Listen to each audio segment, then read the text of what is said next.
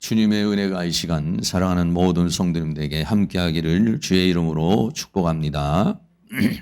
오늘은 말씀은 예수라고 하는 이런 주제로 하나님의 말씀을 함께 나누도록 이렇게 하겠습니다.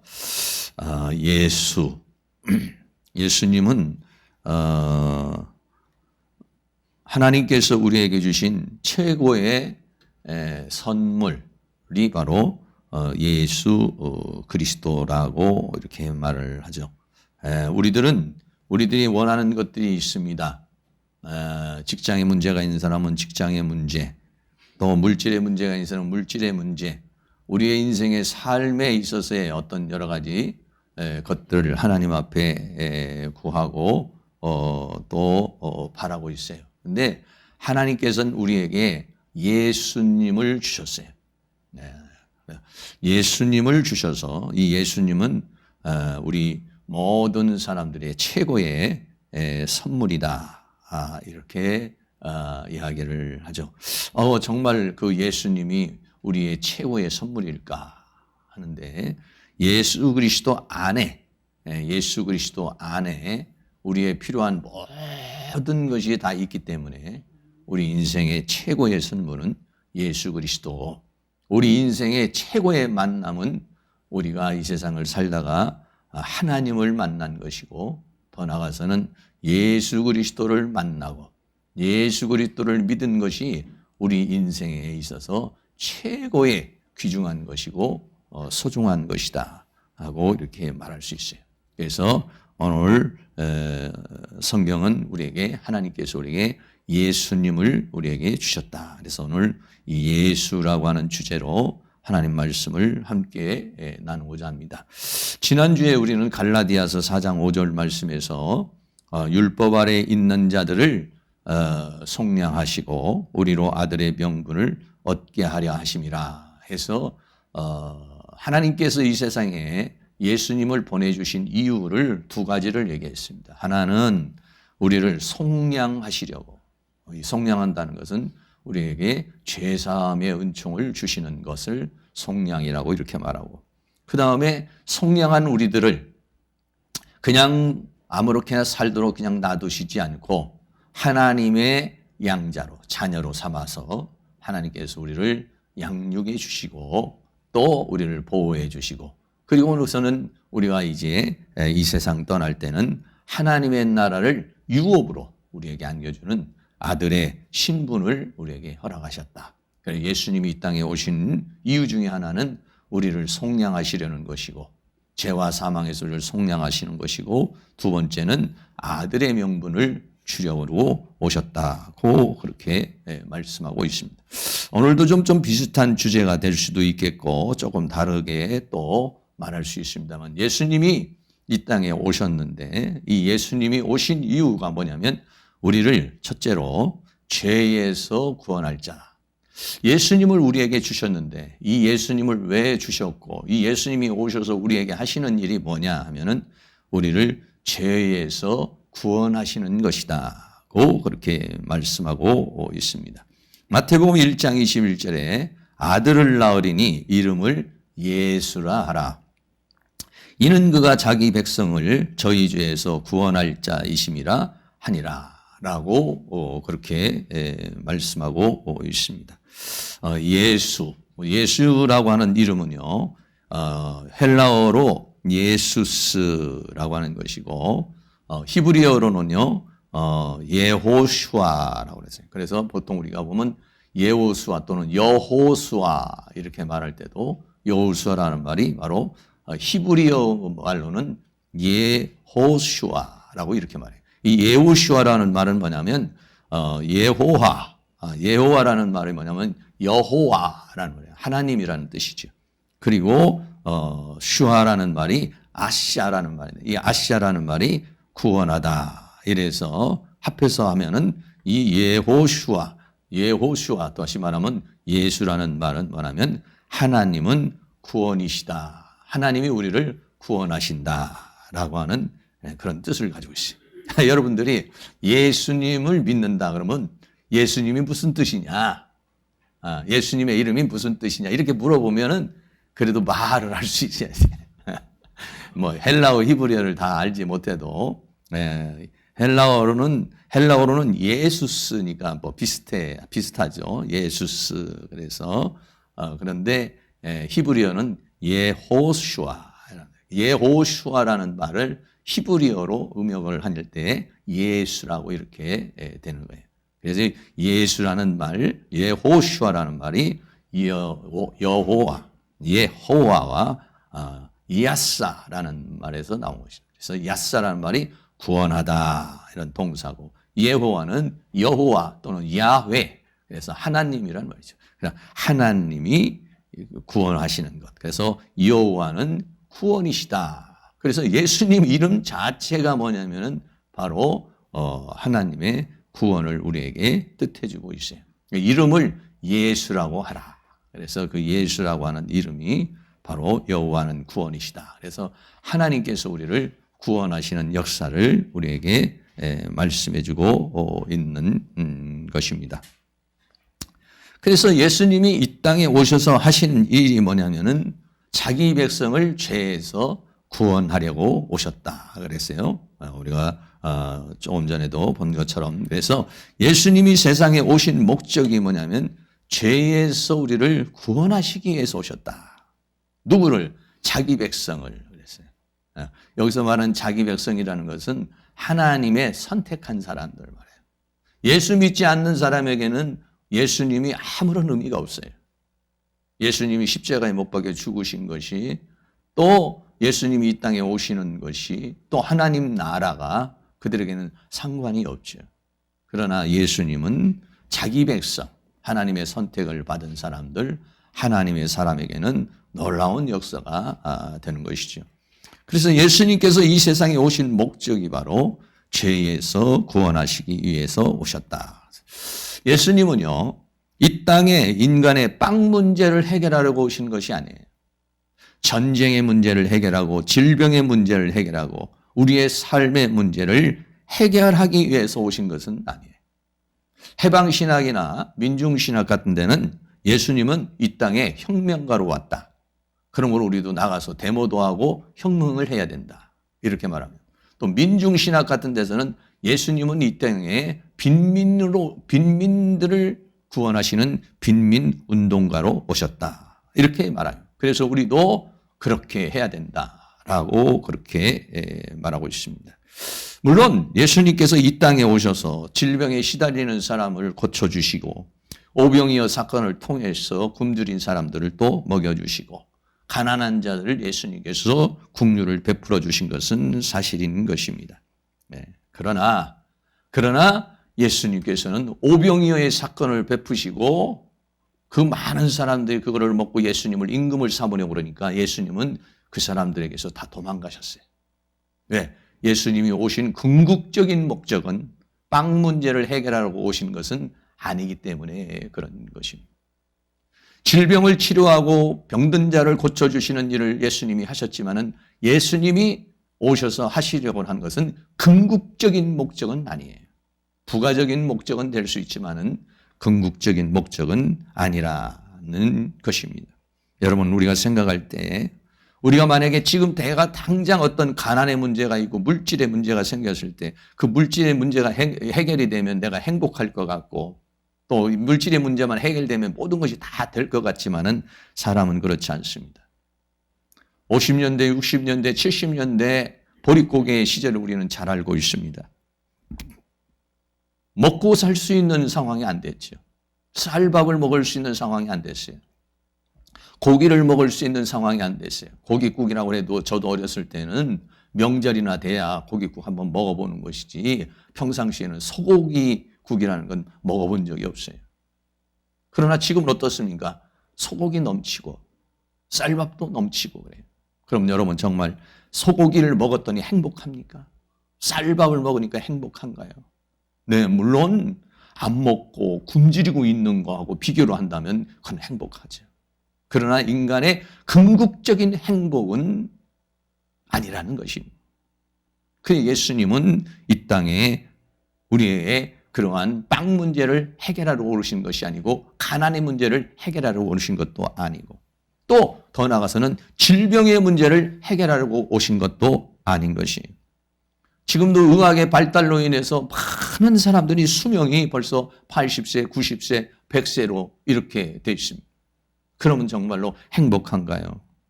어느 정도 우리가 의료의 혜택을 받고 살아서 또 과거보다는 참 편안하게 우리가 살고 있지만은 그러나 인간은 그런 것들로 인해서 만족하면서 인간은 살아갈 수 없는 것이 인간인 것이.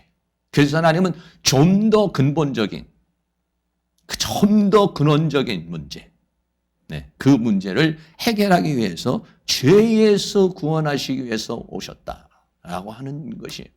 한 예수님이 이 땅에 오신 것은 이 땅을 유토피아를 만들고 이 땅을 새로운 세계로 만들려고 오시는 것이 아니라 한 예수님이 이 땅에 오신 것은 천국을 건설하시려고 하나님의 나라를 이루려고 하나님의 뜻을 이루려고 오셨는데 그중에 핵심이 뭐냐면 이 죄의 문제를 해결하려고 오신 것이라는 거예요. 다시 말하면 인간의 불행은 어디서 왔느냐? 죄 문제라는 것이에요. 부부간에 싸움을 합니다. 돈 문제 싸움 때문에 싸움을 하기도 하고 자녀 문제 때문에 싸움을 하기도 하고 성격에 문제가 생겨서 싸움을 하기도 합니다. 그러나 진정한 행복을 누리려고 그러면 죄 문제가 해결이 돼야 돼요. 사람 안에 있는 이 죄성이 해결이 되어야 죄성이 해결이 되면요 부부가 행복해집니다.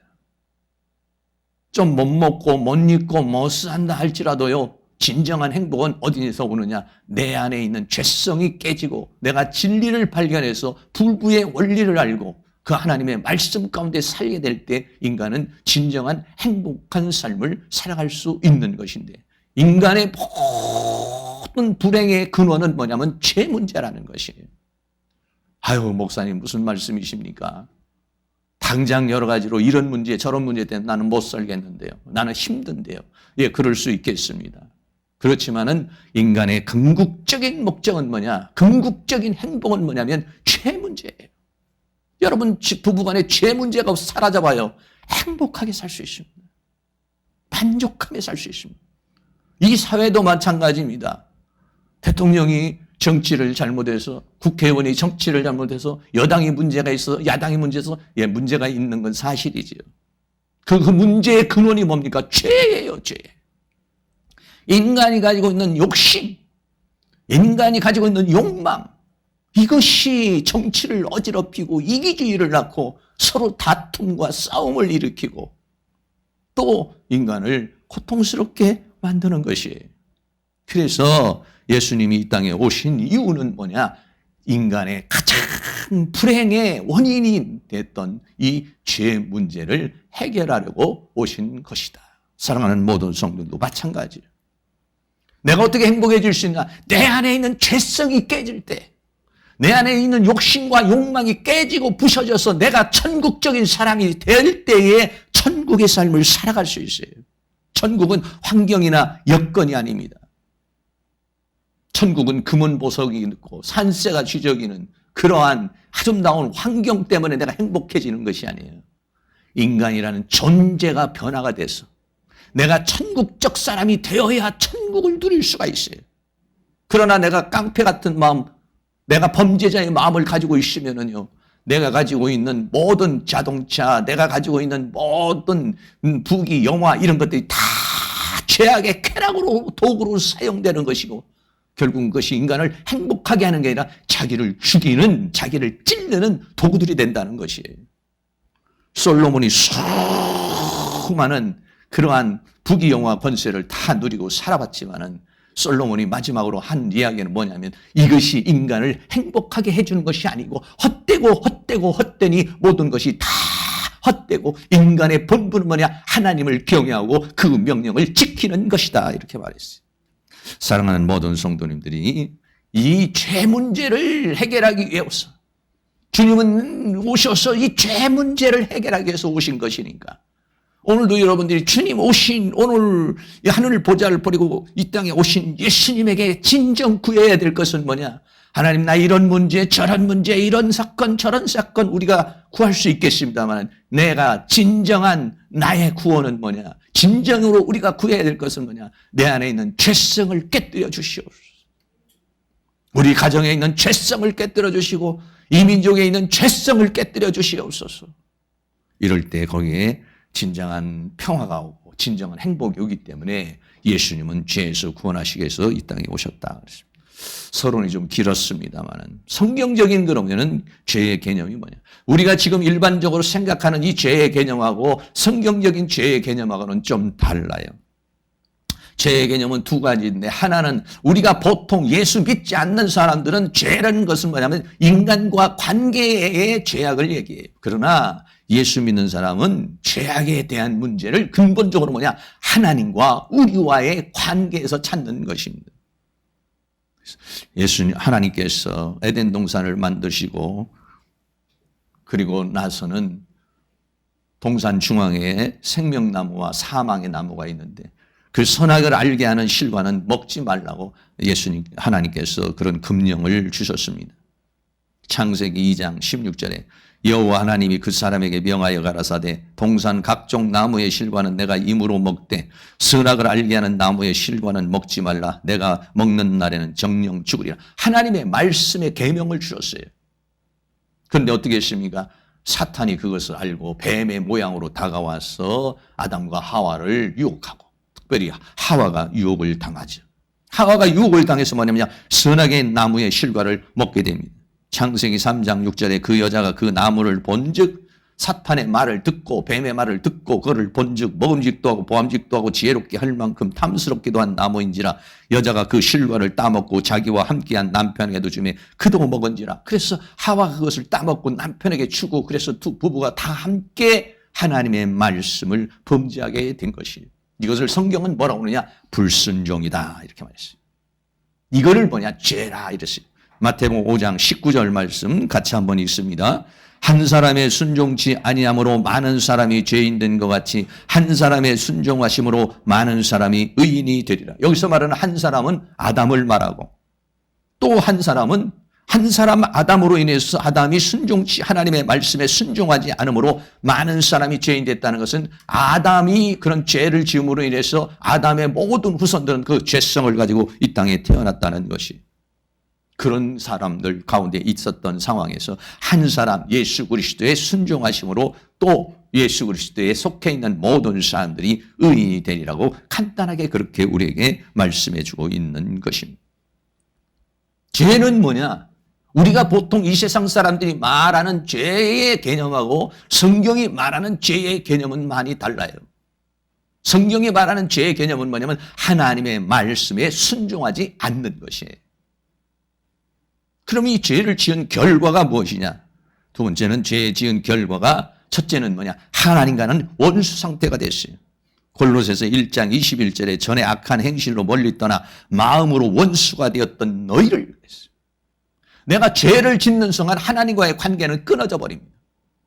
내가 죄를 짓는 순간 하나님을 대적하는 것입니다. 하나님을 거역하는 것입니다. 그래서 하나님과 나와의 관계는 평화의 관계가 아니라 원수의 관계, 대적의 관계가 되는 것입니다. 그리고는 어떻게 했습니까? 에덴 동산에서 쫓겨났습니다. 창세기 3장 23절에 여호와 하나님이 에덴 동산에서 그 사람을 내어 보내어 그의 근본된 토지를 갈게 하시니라. 에덴 동산에서 하나님께서 만들어 놓은 건 최고의 동산에서 쫓겨나 버리고 말았어요. 이게 뭐냐? 죄의 결과예요. 불순종의 결과예요. 하나님을 거역한 결과인 것입니다. 그리고는 어떻게 했습니까? 땀과 수고와 잉태의 고통을 일어나게 하신 창세기 3장 17절 말씀 우리 다 같이 한번 또 읽습니다. 아담에게 이르시되 내가 내 아내의 말을 듣고 내가 너더러 먹지 말라 한 나무 실과를 먹었은즉 땅은 너로 인하여 저주를 받고 너는 종신토록 수고하여야 그 소산을 먹으리라. 아멘. 우리 사랑하는 성도님들도 많이 애쓰고 또 요즘에 이런 그 코로나로 인해서 참 여러 가지로 어려움을 많이 겪게 될 텐데 인간은 이 죄를 짓지 않았다면 에덴 동산에서 하나님이 주시는 모든 은혜와 사랑과 축복을 받고 누릴 수가 있었어요. 그런데 에덴 동산에서 쫓겨남으로 인해서 뭐라고 했습니다? 저주를 받았습니다. 땅은 너로 인해서 저주를 받고 너는 정신토록 수고해. 얼마나 직장 다니고 사업하시는 분들이 힘들고 어렵습니다. 이렇게 힘들고 어려운 거, 우리는 원래요, 이런 직장 문제로 인해서, 이런 사업 문제로 인해서, 이런 인생 문제로 인해서 우리의 인생을 허비할 존재가 아니에요.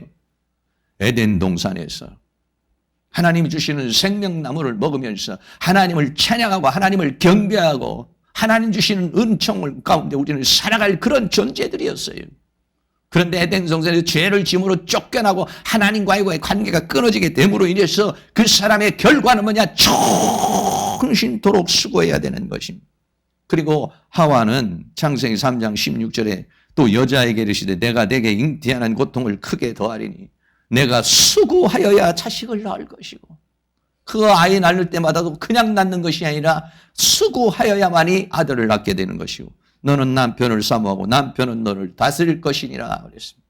여자의 운명도 남자의 운명, 남자는 나가서 총신토록 수고해야 되고 여자는 아이를 낳는 그런 잉태의 고통을 받고 다스림을 받아야 되는 그런 고통이 주어진 것이 뭐냐면은 하나님의 말씀에 순종하지 못하기. 오늘날 우리가 살아가는 가운데 우리에게 일어나는 이런 모든 고통의 문제가 뭐냐면 바로 죄 문제라는 것이. 이 죄는 뭐냐? 하나님의 말씀에 순종하지 않은 것이. 그래서 결국은 뭐냐? 사망에 이르게 됐습니다.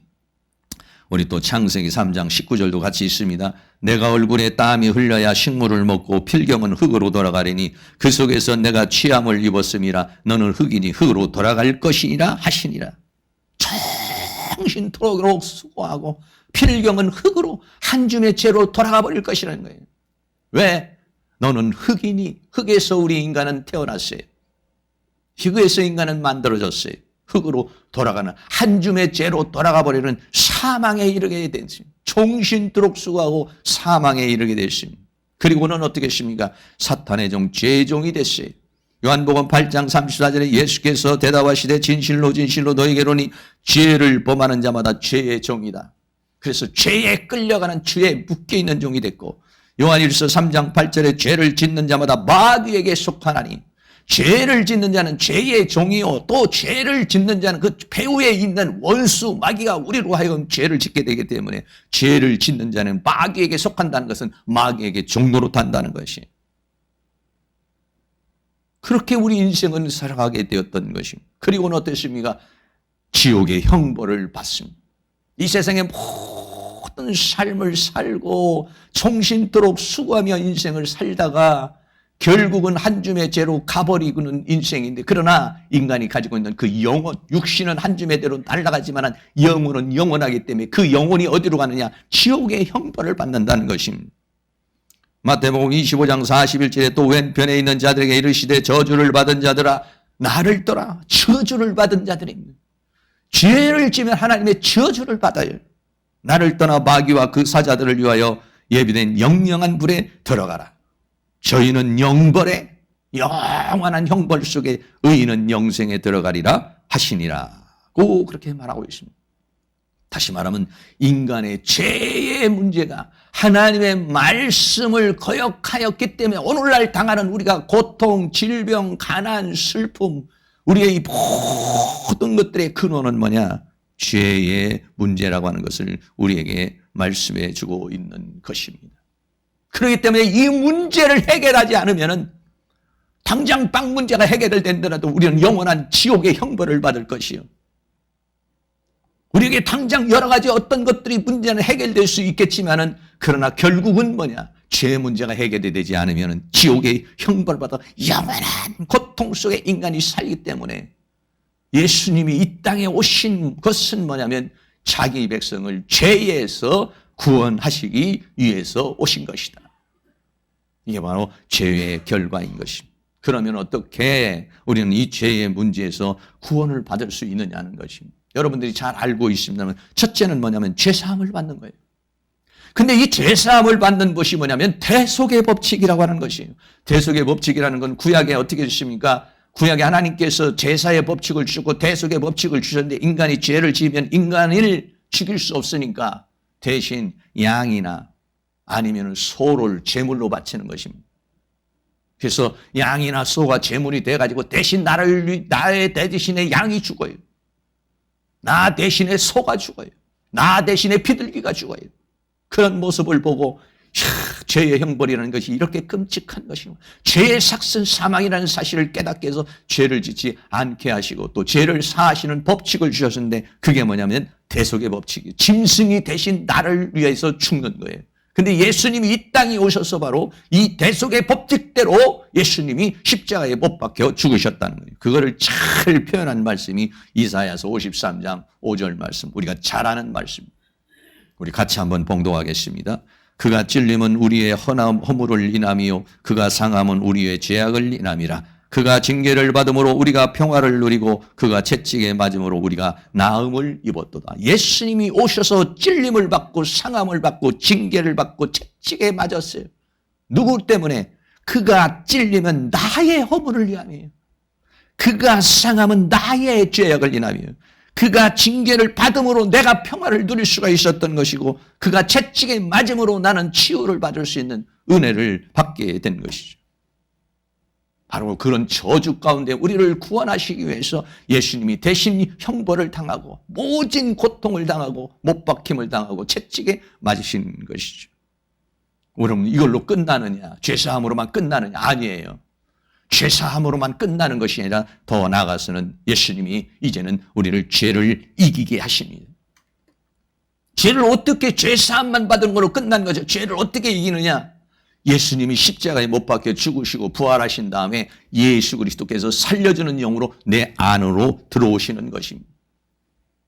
내 안으로 들어오셔서 나에게 뭐가 되느냐? 힘이 됩니다. 능력이 됩니다. 선이 됩니다. 그래가지고 어떻게 되느냐?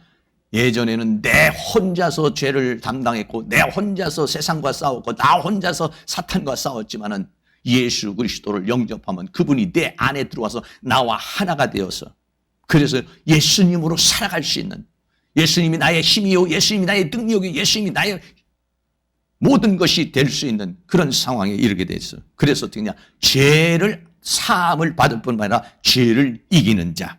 로마서 8장 2절 말씀에 이는 그리스도 예수 안에 있는, 예수 그리스도 안에 있는 생명의 성령의 법, 예수 그리스도가 십자가에 못 박혀 죽으시고 난 다음에 생명의 성령으로 우리에게 오셔서 이 예수 그리스도 안에 있는 생명의 성령의 법이 죄와 사망에 묶여서 질병과 고통과 사망과 지옥의 형벌을 받을 수밖에 없는 우리를 어떻게 했냐? 해방시키셨다.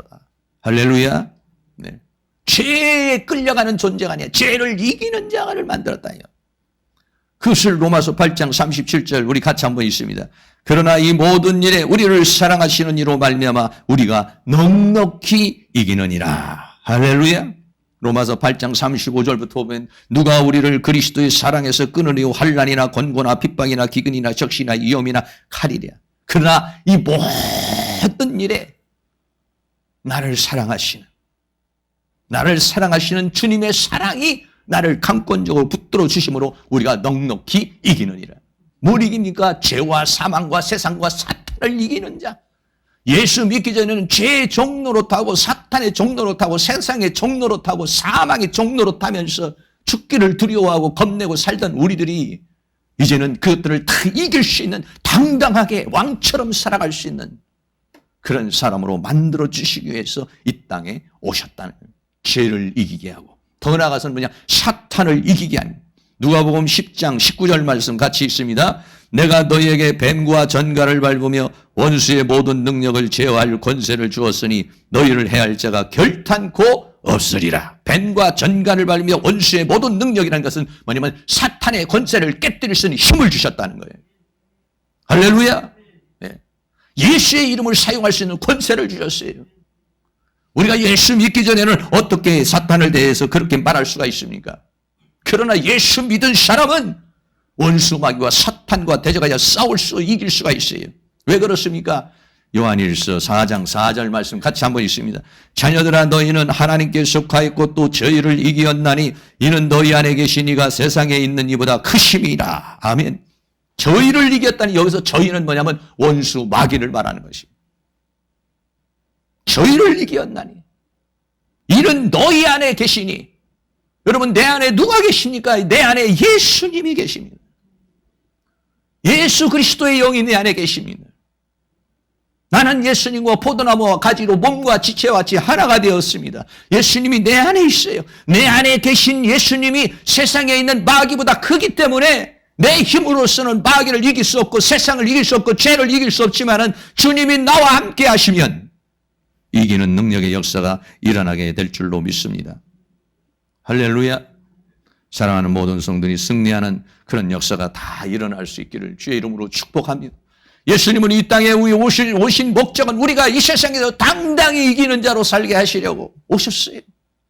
여러분, 이 성탄절을 맞아서 이렇게 당당히 지금도 이기고 살고 있겠지만은 그 성탄이 내 심령에 더 강하게 임하시고 내 인생에 더 강하게 임하셔서 내 안에 계신 이가 세상에 있는 이보다 크기 때문에 예수님으로 살아서 이 모든 것들을 이기고 승리하는 삶을 살게 하시려고 예수님께서 저 하늘의 보좌를 버리고 이 땅에 사람의 모습으로 오신 것입니다.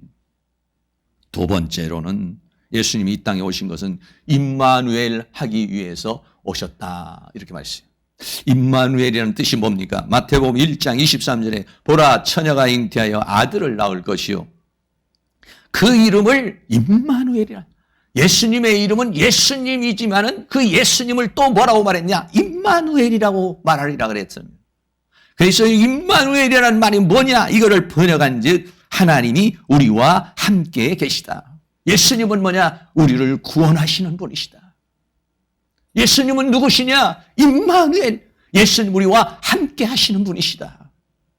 성탄절에 예수님이 이 땅에 오신 것은 우리를 죄에서 구원하셔서 죄와 사망과 세상과 사단을 이기는 당당한 사람으로 살게 하시려는 것이요, 더 나아가서는 우리와 함께 하시려고 오신 것입니다.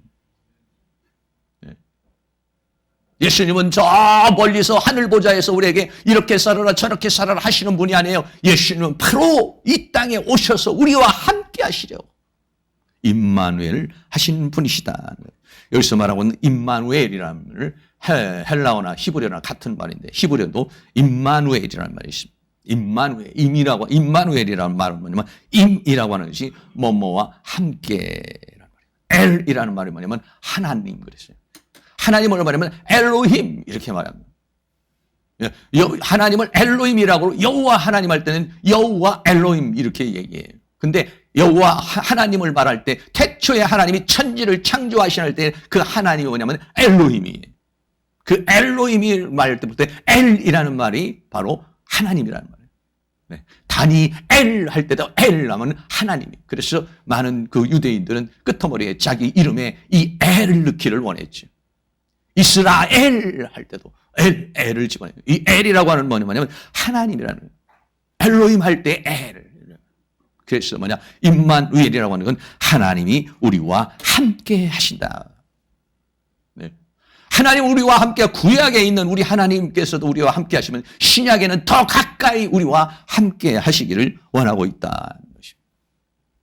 오늘도 우리 주님께서 우리와 임마누엘 하고 계신 줄로 믿습니다.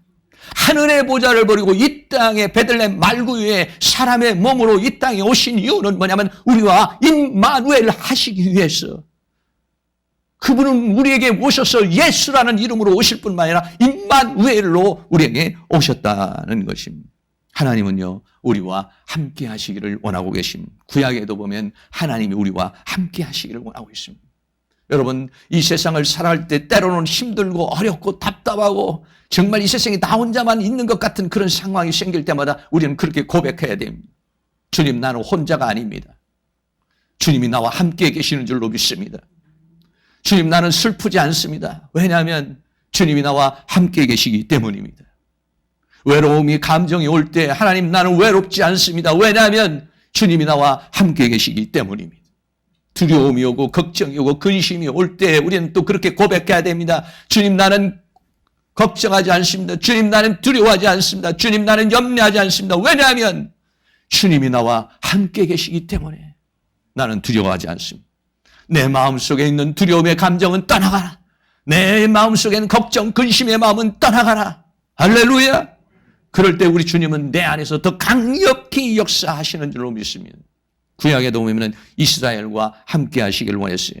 우리 다 같이 이사야 43장 1절 말씀 같이 한번 봉독합니다. 야곱아 너를 창조하신 여호와께서 이제 말씀하시니라. 이스라엘아 너를 조성하신 자가 이제 말씀하시느니라. 너는 두려워 말라. 내가 너를 구속하였고 내가 너를 지명하여 불렀나니 너는 내 것이라. 하나님은 우리에게 뭐라냐? 두려워 말라는 거예요. 우리 인간은 한계가 있기 때문에 두려움이 옵니다.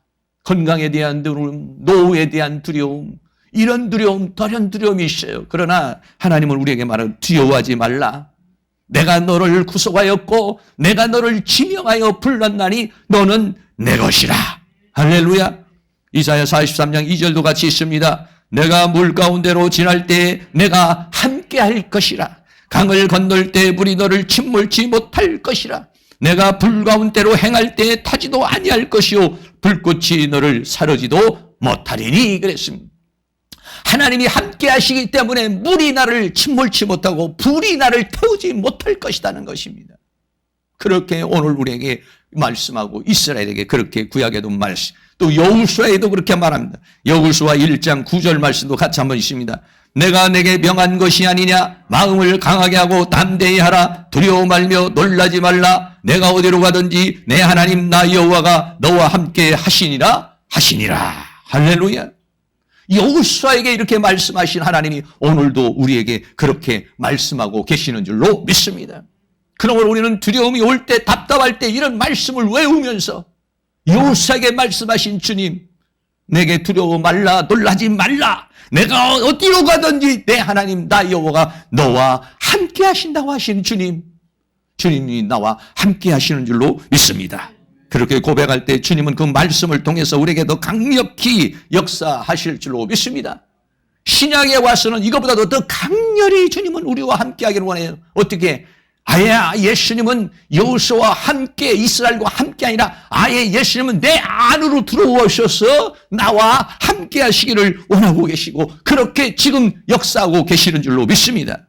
요한복음 14장 16절 말씀 같이 있습니다. 내가 아버지께 구하겠으니 그가 또 다른 보혜사를 너희에게 주사 영원토록 너희와 함께 있게 하시느니. 예수님이 떠나시니까 제자들이 근심하고 불안했어요. 그때 예수님은 내가 다른 보혜사 성령을, 진리의 성령을 너희에게 보낼 것이니 그가 영원토록 너와 함께 있을 것이다. 한 번, 두 번만 있는 것이 아니라 영원토록 나와 함께 하시다. 어떻게 나와 영원토록 함께 하십니까? 요한복음 14장 17절입니다. 같이 있습니다. 저는 진리의 영이라 세상은 등이 저를 받지 못하나니 이는 저를 보지도 못하고 알지도 못함이라. 그러나 너희는 저를 아나니 저는 너희와 함께 거하시며 너희 속에 계시겠습니다. 할렐루야.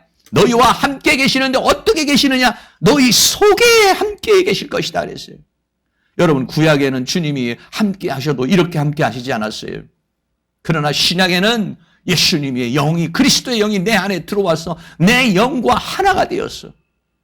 너희 속에 계시겠습니다. 여러분, 예수님을 밖에서 찾지 말고 내 안에 계시는 예수님, 내 안에서 성령으로 감동하시고 근심하시고 나에게 말씀하시고 나에게 역사하시는 그 주님, 그 주님을 확인하면은, 그러면은 또 내가 믿음으로 고백하면 주님은 내 안에서 더 강렬히 내 안에서 내가 주님은 내 안에 계시는 줄로 믿습니다. 나와 함께하는 줄로 믿습니다. 포도나무와 가지와 같이 나는 주님과 연합이 되어 있고 몸과 지체와 같이 내가 하나가 되어서 주님은 내 안에 나는 주님에 계신 줄로 믿습니다. 라고 할 때 그 주님은 내 안에서 그럼 내가 너와 지금 함께하고 있지하고 내 안에서 성령으로 감동하시고 내 안에서 그렇게 나에게 또 말씀하셔서 나에게 강하고 담대함을 주시고 불안한 마음을 떨쳐버리게 하시고 또 여러 가지 슬픈 마음도 떨쳐버리고 외로운 마음도 떨쳐버리고 하나님이 주시는 기쁨, 하나님이 주시는 평강을 우리에게 허락하는 줄로 믿습니다. 또 더 나아가서는 세상 끝날 때까지 함께할 것이라고 그랬어요. 마태복음 28장 20절도 같이 한번 있습니다. 내가 너희에게 분부한 모든 것을 가르쳐 지키게 하라. 볼지어다 내가 세상 끝날까지 너희와 항상 함께 있으리라 하시니라. 아멘. 제자들에게 이렇게 말한 겁니다. 마태복음 28장 20절에 예수님께서 승천하시면서 제자들이 떨고 있습니다. 제자들이 불안해하고 있습니다. 그때 예수님 뭐랍니까? 세상 끝날 때까지 너희와 항상 함께 있으리라. 볼지어다 그랬어요. 볼 것이다. 체험하게 될 것이다. 알게 될 것이다. 느끼게 될 것이다. 그렇게 살게 될 것이다. 이렇게 말하고 있어요. 오늘 우리는 그렇게 살고 있습니다.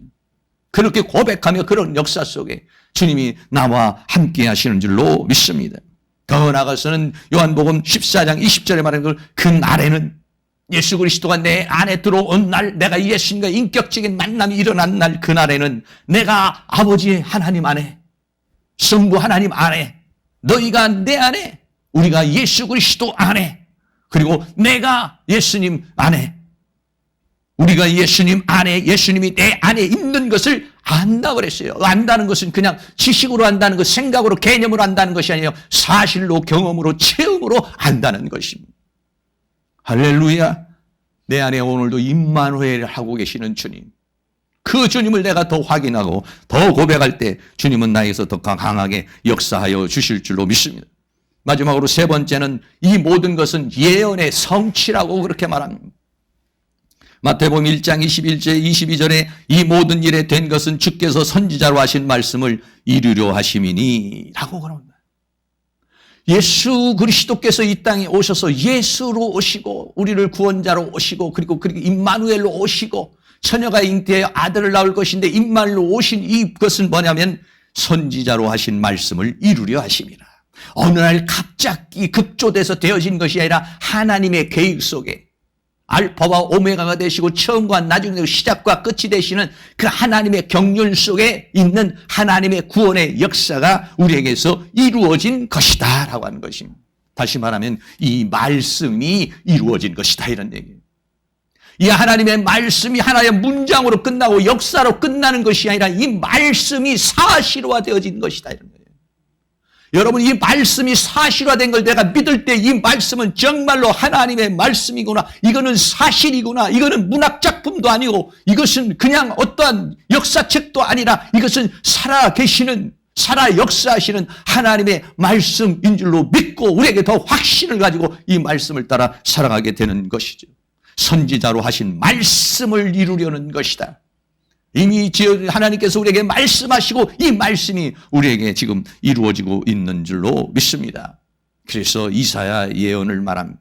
우리 이사야서 7장 14절 말씀도 같이 있습니다.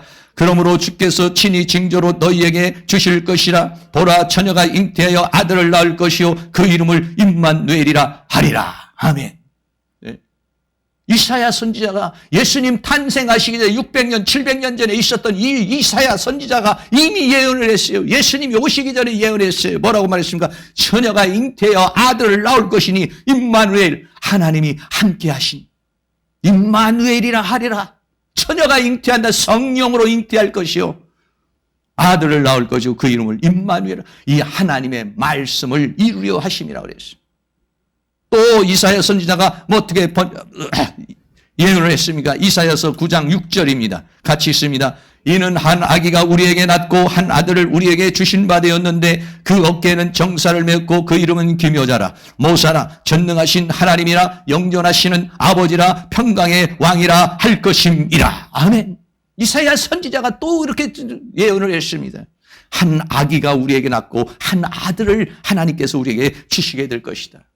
근데 그 아들 예수님은 정사를 메었고 기묘자요 모사로 전능하신 하나님이라. 아들이 사람의 모습으로 사람이 왔는데 그런데 그 사람인데 그 존재는 누구냐? 전능하신 하나님이 사람의 몸을 입고 오신 것이요 영존하신 아버지가 이 세상을 이처럼 사랑하사 우리를 구원하기 위해서 죄에서 구원하시게 아들의 명분을 주시기 위해서 우리를 이 죄와 사망에서 끊어내기 위해서 우리를 당당한 인생으로 살게 하기 위해서 그 주님이 우리에게 오신 것이다 이런 얘기. 할렐루야. 이 말씀이 이루어진 날이 언제냐? 성탄절인 것입니다. 이 말씀이 이루어진 날이 성탄이요. 그리고 이 성탄하신 예수님이 내 안에 들어오셔서 내 안에서 성탄하시고 내 안에서 새로운 역사를 일으킨 날이 우리들이 거듭난 날이요 구원을 받은 날인 것입니다. 오늘 우리 성탄절을 통해서 이 땅에 오신 예수 그리스도를 우리는 찬양하고 경배를 드리고, 더 나아가서는 내 안에 들어오셔서 내 영혼을 살리시고 나에게 새로운 역사를 창조하셔서 나를 이 죄와 사망의 사슬에서 끊어서 죄와 사망과 세상과 사단을 이기고 당당하게 살게 하시고, 더 나아가서 하나님 나라에서는 하나님의 나라를 유업으로 주셔서 칭찬과 영광과 존귀를 주시기를 원하셔서 이 땅의 베들레헴 말구육간에 오신 예수님을 찬양하고 경배하는 날이 뭐냐? 오늘 성탄절인 것입니다. 결론을 드리겠습니다. 예수님, 예수라고 하는 말은 예호수아라는 말, 여호수아라는 말, 여호와 야사라는 말이에요. 그래서 여호와는 구원이시다. 우리로 자기 백성을 죄에서, 이 죄와 사망에서 우리를 구원하시기 위해서 오신 것이요, 더 나아가 죄와 사망에서 구원하실 뿐만 아니라 임마누엘 하셨어. 나와 함께 하시기 위해서. 그래서 내 안에서 영원토록 나와 함께 하셔서 나에게 모든 것을 주시고 나를 영원한 천국에 갈 때까지, 세상 끝날 때까지 함께하기 위해서 임마누엘로 오신 하나님이요, 그 예언의 성취가 이루어진 날이 성탄절인 것입니다.